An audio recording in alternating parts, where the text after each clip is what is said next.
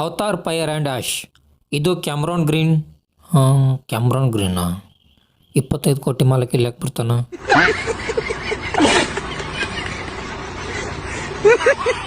ಇದು James Cameron ಅವರ avatar ಸಿರೀಸ್ನ 3rd part.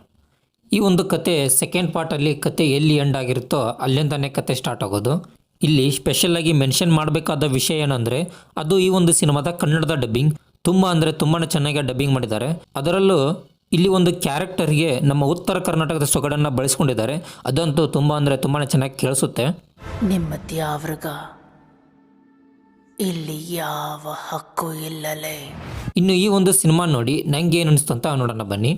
ನಮ್ಮ ಊಹೆಗೂ ಮೀರಿದ ಒಂದು ಜಗತ್ತು, ಆ ಒಂದು ಜಗತ್ತನ್ನು ಒಬ್ಬ ನಿರ್ದೇಶಕ ಹೇಗೆ ಅಂದ್ಕೊಂಡಿದ್ದಾರೋ ಅದನ್ನು ಅದೇ ರೀತಿ ಸ್ಕ್ರೀನ್ ಮೇಲೆ ತರೋದಂದರೆ ಅದು ತಮಾಷೆ ಮಾತಲ್ಲ.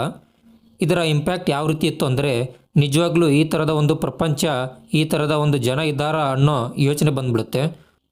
ಅವತಾರ್ ಸಿರೀಸ್ನ ಮೊದಲ ಪಾರ್ಟಿಂದ ಈಗಿನ ಅವತಾರ್ ಫೈರ್ ಆ್ಯಂಡ್ ಆ್ಯಶ್ವರೆಗೂ ಒಂದು ಮೇಕಿಂಗ್ ಇರ್ಬೋದು, ಆ ಒಂದು VFX ಅಥವಾ ಅಲ್ಲಿರುವ ಜೀವಿಗಳು ಇರ್ಬೋದು, ಇದನ್ನೆಲ್ಲ ನೋಡಿದಾಗ ಬರೋ ಟೆಕ್ನಾಲಜಿಗಳನ್ನೆಲ್ಲ ಜೇಮ್ಸ್ ಕ್ಯಾಮ್ರಾನ್ ಅವರೇ ಇಟ್ಕೊಂಡಿದ್ದಾರೆ ಅಂತ ಅನಿಸುತ್ತೆ. ಏನು ಹೇಳ್ಬೇಕು ಗುರು, ಹೊಗಳಕ್ಕೆ ಪದ ಸಾಲಲ್ಲ, ಕೈ ಮುಗಿದು ನಿಂತ್ಕೋಬೇಕಷ್ಟೆ. ಇದನ್ನು ಹೊರತುಪಡಿಸಿದರೆ ಸಿನಿಮಾದ ಫಸ್ಟ್ ಹಾಫಲ್ಲಿ 10% ಆ್ಯಕ್ಷನ್ ಇದೆ, ಇನ್ನು 90% ಬರೀ ಡ್ರಾಮಾ ಇದೆ. ಇಲ್ಲಿ ಜೇಕ್ನ ಮಕ್ಕಳಿಗೆ ತುಂಬಾ ಸ್ಪೇಸ್ ಕೊಟ್ಟಿದ್ದಾರೆ.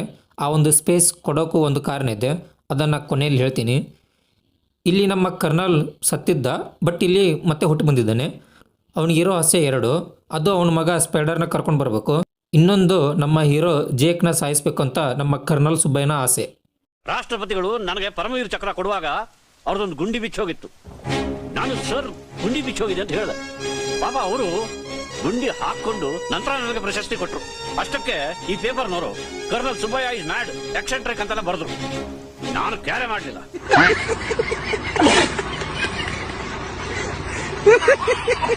ಇದು ಫಸ್ಟ್ ಹಾಫ್ ಆದರೆ ಇನ್ನು ಸೆಕೆಂಡ್ ಹಾಫಲ್ಲಿ ಸುಮಾರು 1.5 ಗಂಟೆ ಬರೀ ಆ್ಯಕ್ಷನ್ ಇದೆ.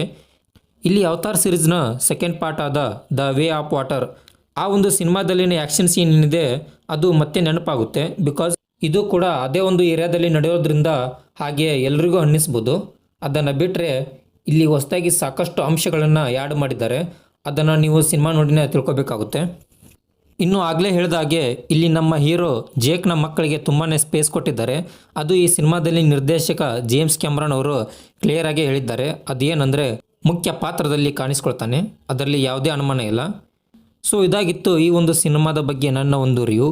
ಇನ್ನು ನೀವು ಯಾರಾದರೂ ಕುಟುಂಬ ಸಮೇತವಾಗಿ ಈ ಒಂದು ಸಿನಿಮಾವನ್ನು ನೋಡಬೇಕು ಅಂತ ಅಂದ್ಕೊಂಡಿದ್ದಾರಾ, ಅವ್ರಿಗಿದು ಒಂದು ಬೆಸ್ಟ್ ಸಿನಿಮಾ ಆಗ್ಬೋದು. ಆದರೆ ಹೋಗೋಕ್ಕೂ ಮುಂಚೆ ಮೊದಲ 2 ಪಾರ್ಟ್ಗಳನ್ನು ನೋಡಿಕೊಂಡೇ ಹೋಗಬೇಕು. ಇಲ್ಲ ನಾನು ಹಾಗೆ ಹೋಗ್ತೀನಿ ಅಂದರೆ ಹೋಗ್ಬೋದು, ಬಟ್ ಕತೆ ಅರ್ಥ ಆಗಲ್ಲ.